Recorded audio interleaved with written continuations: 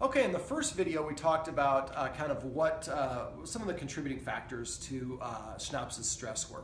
So one of the things I've identified is that he gets to get attention on demand.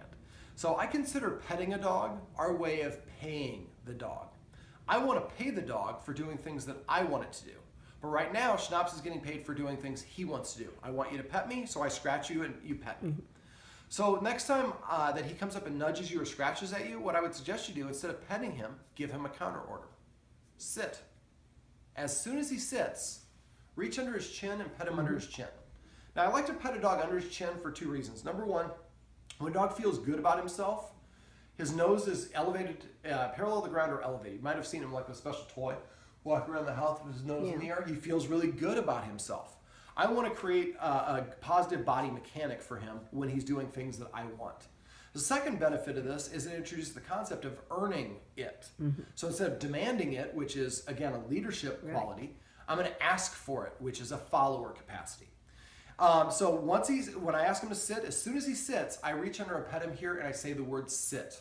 I don't say good sit. I don't say, oh, what Schnapps, what a smart dog you are. You sat down, because I didn't even say the command word in that one. Dogs hear the first sound that they hear, or respond to the first sound they hear. So if I say good sit and good down and good boy and good potty, good means everything, so it doesn't mean anything. It confuses a dog.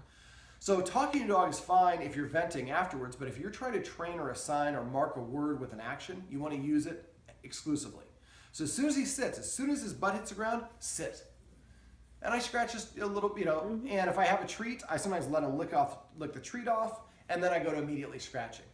But I want to get in a habit of doing that. Now, if the dog's head is here and here's the dog's butt, what I do is I hold my hand like this. So I try to have a 90-degree bend here, and it looks like I'm holding something, especially from his perspective, because he's a little dog. So he's here, I hold it, and I hold my fingers curled just enough so he can't see that my hand is empty. And I would recommend for the first week you have a treat in there each time you do this. So I put my hand in front of him just slightly above his nose, so his eyes are here, here's his nose, and then I go over his head. Now, as he tilts his head up to track it, his butt is going to go down.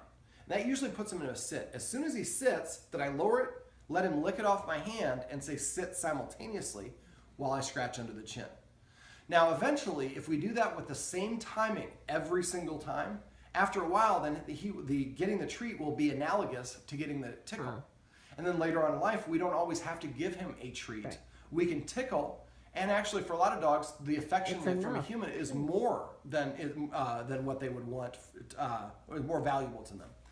So petting with a purpose helps the dog shift into that follower mindset and also makes them feel proud about doing things that we want them to do. So instead of scratching at us or barking or doing things along those lines, what can I do to make my guardians happy? They seem to like it when I sit in front of them. So now what will happen is your dog's going to start transitioning into sitting in front of you to ask for attention, and we're going to talk about how we can reward the dog for that in the next video.